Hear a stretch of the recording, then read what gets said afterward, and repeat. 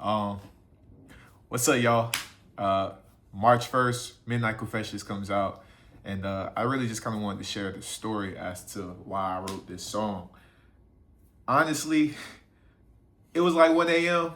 I had a lot of stuff to get off my chest. Midnight Confessions, but yeah, essentially, there was this girl when I was in high school. I really liked this girl, freshman year, sophomore year. I really liked this girl. And one of my best friends, she was cool with her. They were cool. So, I always ask her, like, hey, like, what she say about me? She like me, whatever, whatever. But, like, I really like this chick.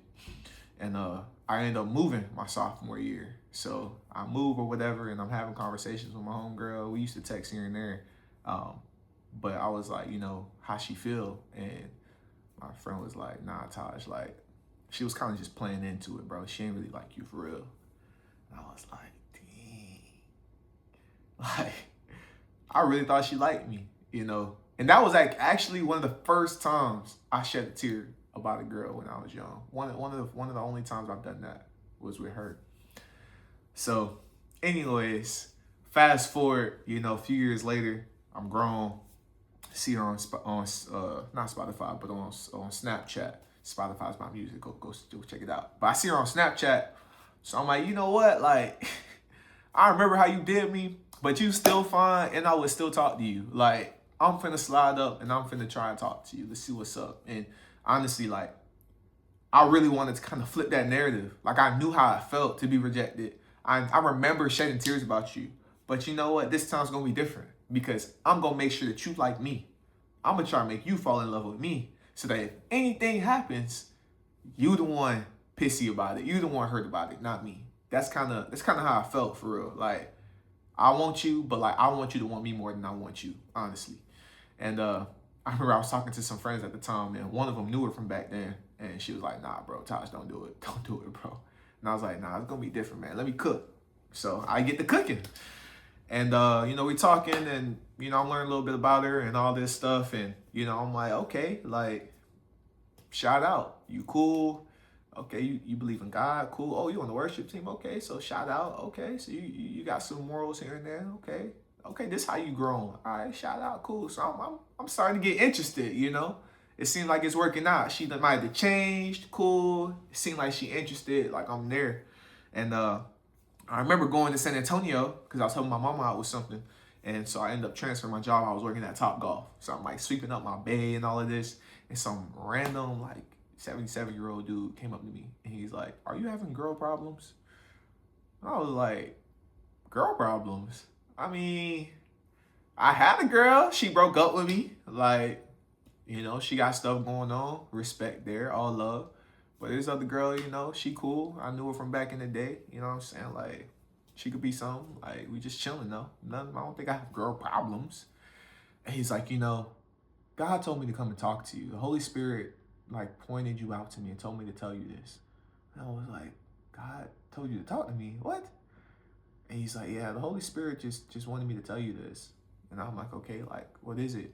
And essentially, I don't remember verbatim, but essentially he was like, God is crafting your wife for you. But what you're getting into are distractions. You need to trust him and put down these distractions, these other girls that you're trying to talk to. That's not what he wants for you. He's crafting your wife. That's not what he wants for you. And I was like, dang. And I just started bawling. I was like crying in the middle of my shift, in the middle of a bay, crying, hugging onto this stranger that I just met. Right? And it was really cool. Like, it was a really interesting moment because I'm like, dang, like, God see me. Like, God is real. Like, this is dope. But then also, I'm like, you say he's prepping my wife. Who's my wife? Like, do I know this girl? She's someone from the past. Is she an ex? She's some new person? Like, who is my wife? And I start trying to make sense of all this stuff, and that wasn't really helpful. But, you know what I'm saying? He told me not to do it. Next day, I was still talking to this girl. And, because again, like, I wanted her to like me. I wanted her to fall in love with me.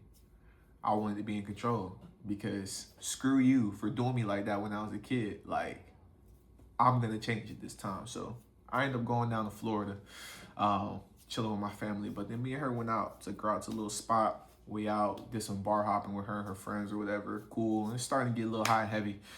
And like, I can handle my lick. I'm not belligerent. I'm not none of that. I'm chilling. I know what's going on. I'm aware. And I can see certain things are happening that lead to other stuff. But I'm like, who cares? Because if this means I'm going to have you a little bit more on my string, like, I'm here. So we end up going back to her car and stuff. And, at this point, I'm already knowing what's the word. But I'm like, hey, listen, like, I'm not really here for that. Like, I came here for you. I came here to chill. Like, we out. Let's do that. Go back with my peoples. But like, I'm not here for that. And it really got to a point where like she was like damn near like just begging. Like, come on. Like, I'm like, bro, that's not what I'm here for. But then I started thinking like, dang, like if we don't do this night from the import, she probably not gonna talk to me, and I'm gonna feel lame, low key, because it's like, why would I not want to, But I just knew it wasn't the right time. Nonetheless, I allowed it to happen. We do what we do, and the next day come, stuff. I think it was a Sunday the next day, so she invited me to go to church with her, and this was kind of the kicker. Honestly, this is really when I started to get hot, cause I'm like, this girl literally is getting up, talking about all this crap, all this gossip. I meet her dad, I meet her mom, I see her sisters and all them. She on stage, she's singing worship and all this stuff. And everybody like, oh, Taj. And I'm like, little do y'all know, this little heifer just begged me to drop. And we out here singing, praising Jesus, singing hymns and stuff. And she out here a whole wolf in sheep's clothing. Like, y'all don't see this? What is, like, no, man.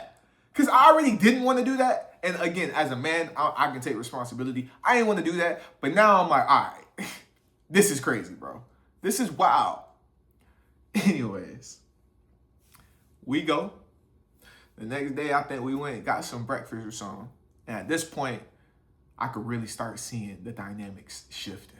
Because I'm like, all right, you getting short, you getting slick. And me, I really wanted to hurt this girl. I'm not gonna lie. Because she was trying me. She was playing in my face. Like, I could tell you got what you wanted. You did whoop-de-doo. But now you sitting here playing in my face. I'm trying to be nice and you being slick and you doing all this stuff. Like, oh, okay, I see how you are. I see what this was. And as I'm starting to recognize this, like, I'm like, dang, you really got what you wanted. Like, I really lost. I lost this transaction. You got what you wanted. I did something I wasn't even wanting to do. I compromised my morals, and you got what you wanted. And I really, like, not only, like, obviously made me mad, but, like, I was hurt even more. Because I'm like, dang, like, it wasn't supposed to be like this. We weren't supposed to get there. Because I remember how this was when I was younger. And now, we're in the same spot. And you trying to play in my face. So, that's how it ended. Whatever, you know what I'm saying? But it really, like, crushed me.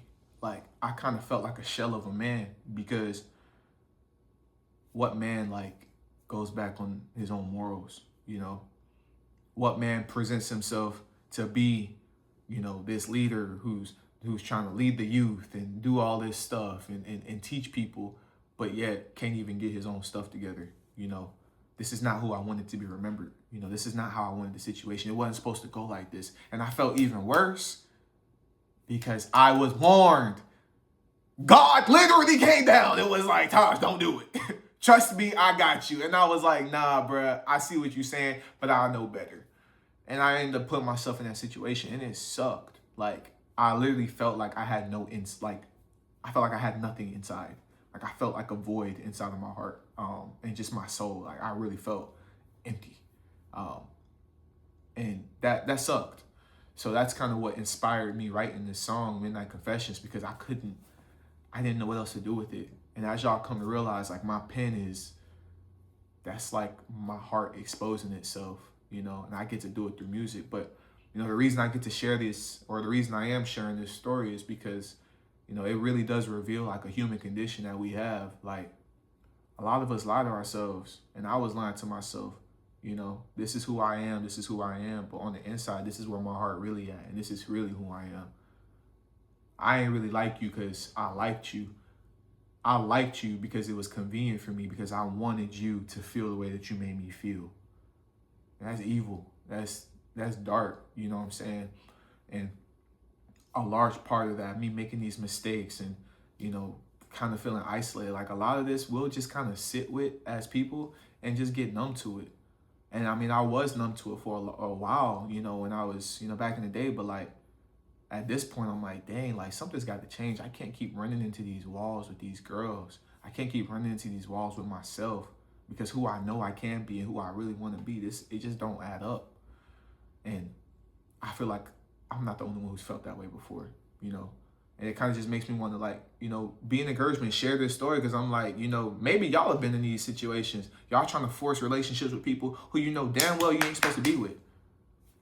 Y'all supposed to try and get right with yourself, but you trying to get it from everybody else, get all this affection and attention from everybody else. It's just going to leave you empty because you're trying to give what you don't have.